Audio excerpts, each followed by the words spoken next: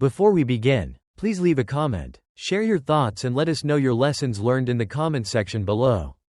Don't forget to like the video and subscribe. The soft glow of the late afternoon sunlight filtered gently through the sheer curtains in the living room, casting golden streaks on the polished hardwood floor. Emily sat on the edge of the couch, her legs folded beneath her as a half-read book rested forgotten on her lap.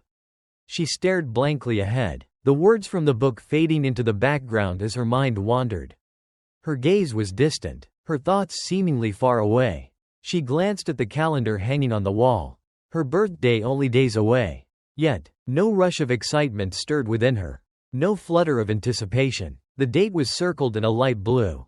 And for a moment, Emily wished she could still be the person who would eagerly count the days leading up to her special day. The person she used to be. But now, the thought of her birthday left her feeling strangely empty. No plans had been made. No surprises whispered in secret. No thoughtful gestures. She didn't even remember the last time Mark had mentioned it. He was usually so meticulous, always organizing something grand, from a bouquet of fresh flowers to a carefully selected gift. In the years before, he would have made sure a beautiful restaurant reservation was in place.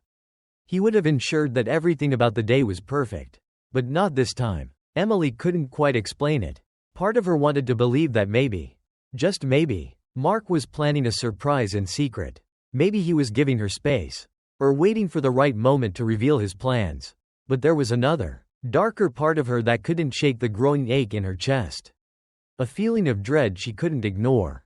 As the sun dipped lower, the last light of the day clung to the corners of the room, casting long shadows. Emily's mind drifted back to the beginning of her relationship with Mark, the time when their love had been vibrant. When every day had been filled with laughter, passion, and a sense of promise. Back then, Mark had been everything to her. He had been warm, full of life, always eager to make her feel cherished and adored. They had spent hours talking about their dreams, their future, their shared vision of a life together. But now, everything had changed. The warmth had faded from his eyes. The spark had extinguished, and their home, once a sanctuary of love and comfort, now felt cold. Like a house they merely lived in rather than a home they had built together. The small gestures that once spoke of affection, an unexpected kiss on the forehead, a loving touch on the shoulder, had become non-existent. Their conversations were short, their dinners were silent, and their physical closeness had turned into a formality. Emily tried to focus on the present, but her thoughts wandered, repeating the same haunting pattern. Why had things changed? What had happened between them? She remembered when Mark would surprise her with little gifts for no reason at all. Or when he would hold her hand in public, proudly showing the world that she was his. Now, their exchanges were as brief as possible, filled with hollow politeness, as if they were strangers living under the same roof. With a soft sigh, Emily shifted her gaze out the window. The garden outside was bathed in the dying light of the sun, the trees casting long, thin shadows across the grass. Her eyes caught the sight of a single bird perched on the garden fence. And for a moment, she envied its freedom. She envied how it could simply fly away, without being bound by the weight of uncertainty. Her thoughts drifted to the beginning of their relationship. Those early years when everything had seemed so promising. The way Mark would wrap his arms around her, pulling her close. The warmth of his embrace making her feel safe. Back then, their love had been a fire that burned brightly and without restraint. But now, it felt like that fire had been reduced to mere embers, flickering weakly in the wind.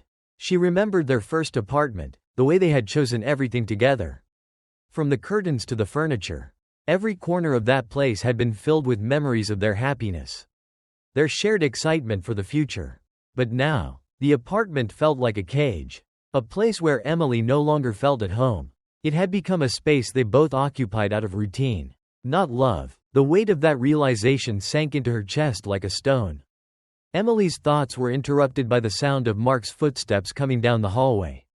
He appeared in the doorway, looking slightly disheveled, his tie hanging loose around his neck, his shirt untucked. For a brief moment, she saw the familiar spark in his eyes, a fleeting glimmer of the man she had once known. But it was gone as quickly as it had appeared, replaced by the same distant look he wore whenever he wasn't engaged in some task or distraction. "You okay?" Mark asked, his voice lacking the warmth it once held. He stepped into the room, glancing at the book in her lap. "You're not reading?" Emily smiled faintly, her fingers lightly tracing the pages of the book. "Just thinking." "About what?" Mark asked, pulling out the chair across from her and sitting down.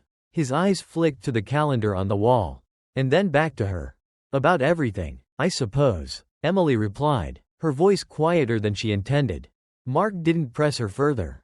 Instead, he reached over and grabbed his phone from the coffee table, his fingers tapping the screen with an absent-minded focus.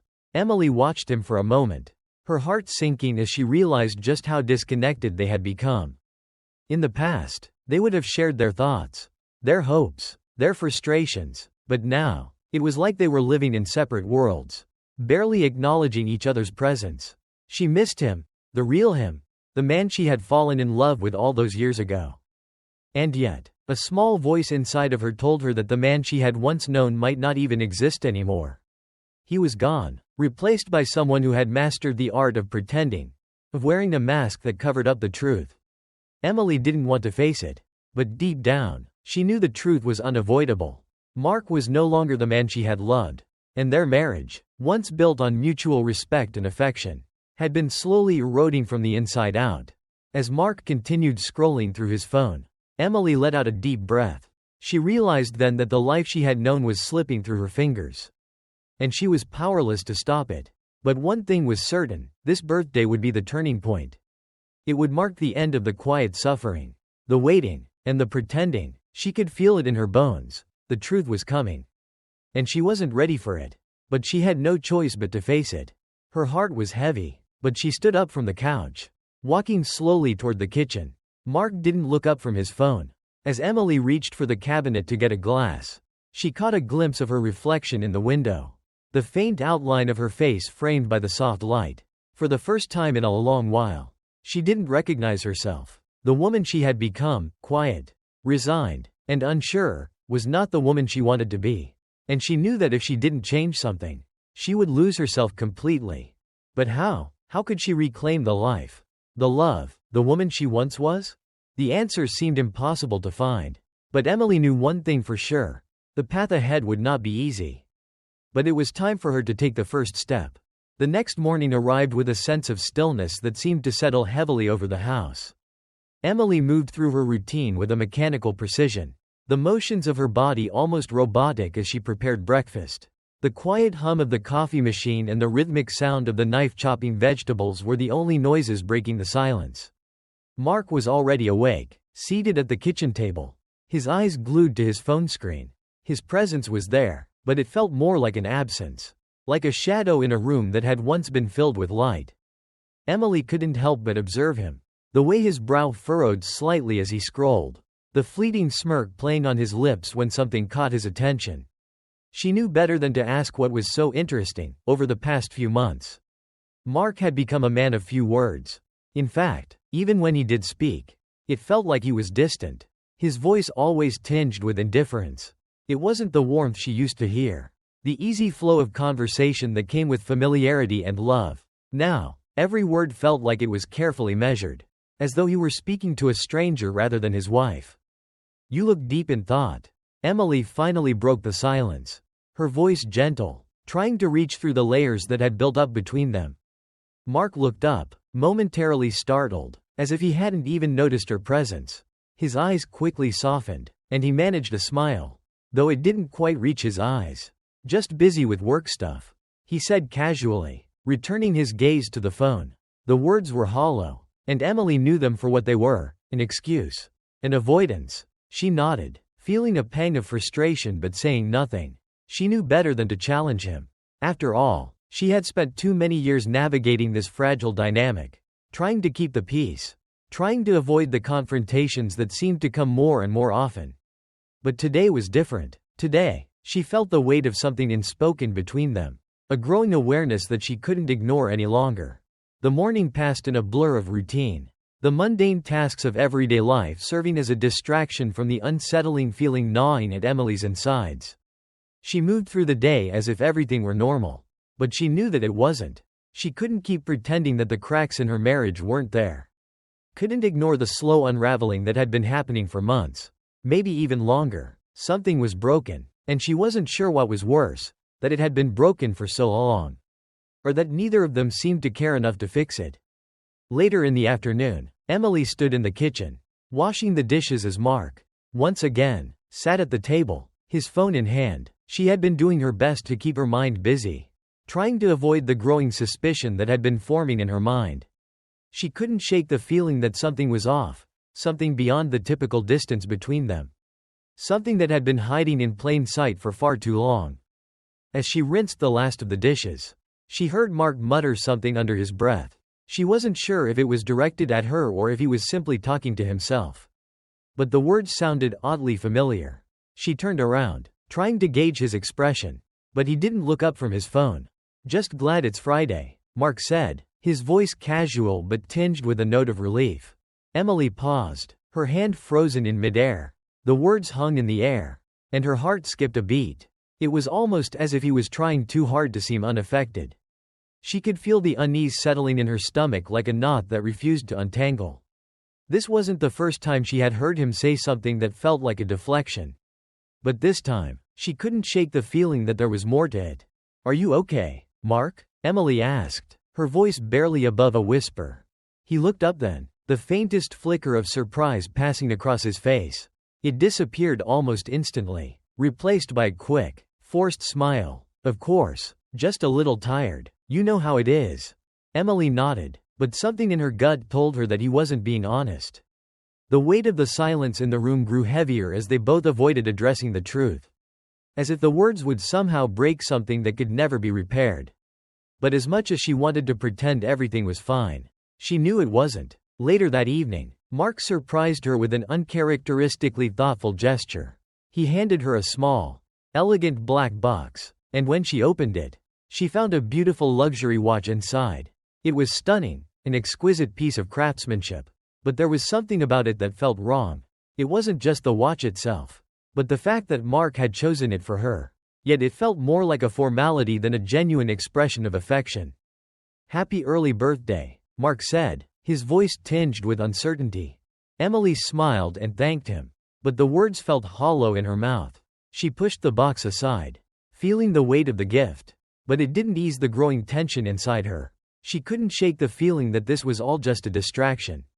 A way to cover up something deeper that neither of them wanted to confront. The following days were filled with strange and unfamiliar gestures. Mark seemed unusually attentive, offering to cook dinner, bringing home fresh flowers, and even arranging a massage for the two of them.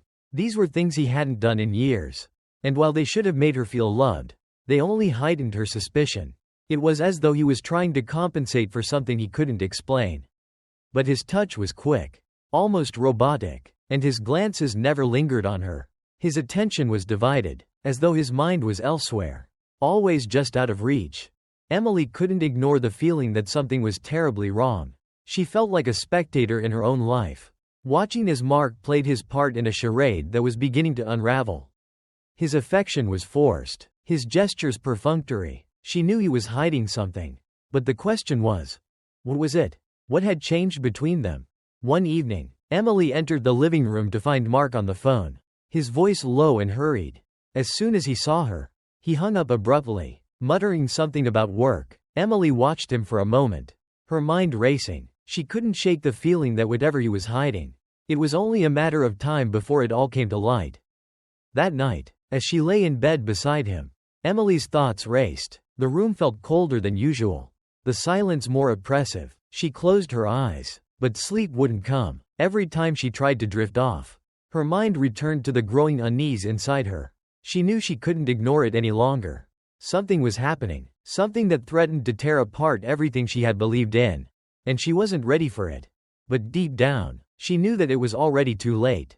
The truth was out there, waiting for her to find it. And when she did, it would change everything. The following days dragged on, each one feeling like a heavy weight added to the pile of doubt and confusion that had been steadily growing within Emily.